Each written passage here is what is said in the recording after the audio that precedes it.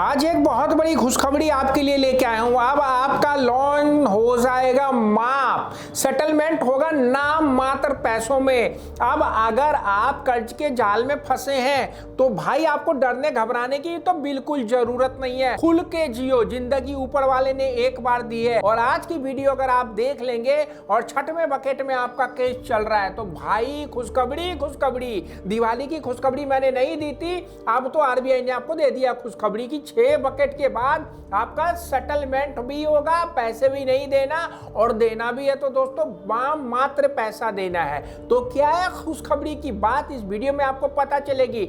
छोड़ के मत जाना वरना पछताएंगे। तो चलिए देखते हैं क्या खुशखबरी है, स्टार्ट करिए।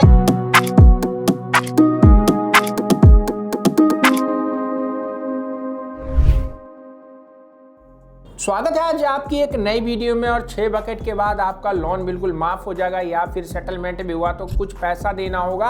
आज आपको इसकी इन्फॉर्मेशन मैं देने जा रहा हूं दोस्तों। आरबीआई ने साफ खुल के कह दिया है कि जितना लंबा आप खींच के ले जाएंगे उतना कम से कम में आपका पैसा देना होगा बैंक को या बिल्कुल नहीं देना होगा। देना भी होगा तो कम देना होगा।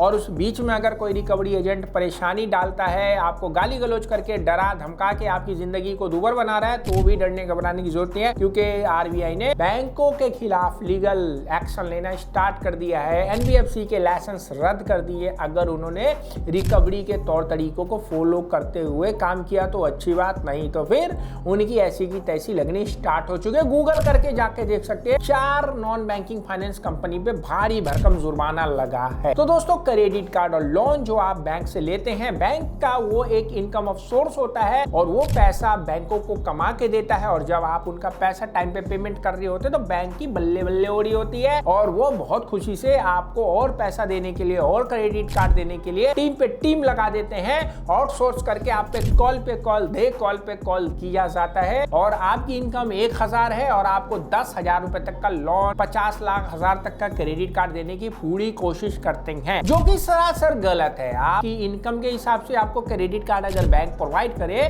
तो कहावत है तेते पांव पसारिए, जितनी लंबी शोर आदमी को औकात से ज्यादा चादर नहीं फैलाना चाहिए। लेकिन बैंक ही आपको मजबूर करता है क्योंकि कॉल पे कॉल करता है। आप देखिए ना, एक व्यक्ति के पास 15,000 रुपए की तनख्वाह थी और उस व्यक्ति का एक एचडीएफसी में अकाउंट खुल गया।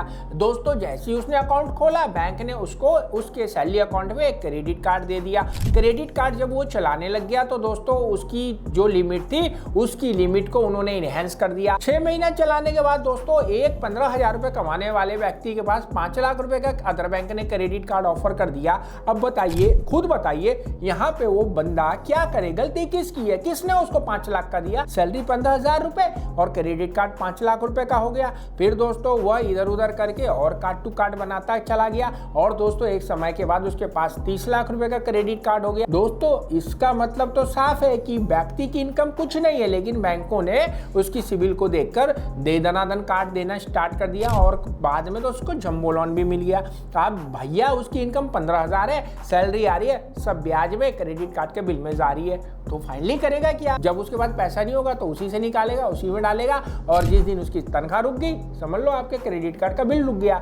तो यह टोपी घुमाने के लिए उस व्यक्ति को किसने मजबूर किया? उस बैंक ने मजबूर किया, उस एग्जीक्यूटिव ने जिसको बैंक ने सिखाया कि जाके हमारे कार्ड को लोन को बेचो, उसने मजबूर किया। अब अगर उसकी जॉब में उसकी सैलरी हाइक नहीं हुई है और उसका पैसा इंटरेस्ट के रूप में अगर जलता हुआ जा रहा है तो गलती किसकी है? तो सरकार को भी चाहिए कि भाई क्रेडिट कार्ड और लोन उनको ही देना चाहिए जो वाकई ही उसको लेने लायक। लेकिन यहाँ पे अभी हमारे देश में क्या होता है ना, भेड़ चाल सी चलती है। तो किसी वजह से अगर आप लोग अपने क्रेडिट कार्ड और लोन का पेमेंट नहीं कर पाते हैं तो आपको डरने घबराने की जरूरत नहीं है, क्योंकि दोस्तों सेटलमेंट का जो चीज होता है बकेट सिस्टम के हिसाब से चलता है। और आपको बता दूं कि जो छठा बकेट होता है वह बकेट जो होता है वो 36 महीनों के बाद लगता है, यानी कि 36 महीने के बाद आपको छठा बकेट लग जाता है। और 36 महीने से अधिक समय एनपीए जब रहता है तो वहां पे बिल्कुल जो वसूली की संभावना होती है 0 हो जाती है। और यहाँ पे सेटलमेंट सेटलमेंट करने के लिए बैंक जो है अपने लोन को या क्रेडिट कार्ड के बिल को किसी बेड बैंक कॉन्सेप्ट की कंपनीज को ARC को भेज देते हैं और वो आपसे कोशिश करते हैं कि जितना निकल सके निकाल ले। लेकिन जैसे 36 महीना होता है वो कम से कम में आपको ऑफर दे देता है, कभी कभी 5% में भी दोस्तों क्रेडिट कार्ड ऑफर में सेटलमेंट हो जाता है। तो आप लोगों को बस इस चीज का ध्यान रखना है कि गलती आपकी नहीं है, सरकार ने आपको पैसा दिया है, उन्होंने सोच समझ के दिया होगा और सेटलमेंट का भी ऑफर आपको ही सरकार दे रही है, बैंक दे रही है, RBI दे रहा है। तो आपको डरना घबराना, हमने कोई क्राइम नहीं किया है, आपने बैंकों की पॉलिसी के माध्यम से कार्ड लोन लिया और उनके माध्यम से सेटलमेंट करा रहे हैं। मैं बार बार कहता हूँ सेटलमेंट एक दिन में नहीं होता, लेकिन एक दिन जरूर होता है, बस वक्त का इंतजार करना होता है और वो वक्त 36 महीने के बाद तो आपके पास पक्का आ जाएगा। तो मेरे कहने का मतलब आप समझ रहे होंगे जो मैं आपको समझाना चाहता था। घर पे आ रहे हैं रिकवरी एजेंट, रिश्तेदारों को कॉल कर रहे हैं रिकवरी एजेंट, कंपनी के बाहर आके बैठे रिकवरी एजेंट, कॉल करके आपका जीना दुभर कर रखा है, इन्फॉर्मेशन के घर पे आ रहे हैं, पुलिस बन के कॉल कर रहे हैं, वकील बन करके नोटिस भेज रहे हैं। यानी कि आपकी जिंदगी में रिकवरी वालों ने आपकी लाइफ को पूरा रिकवर कर लिया है। तो इस रिकवरी से कैसे बाहर निकले?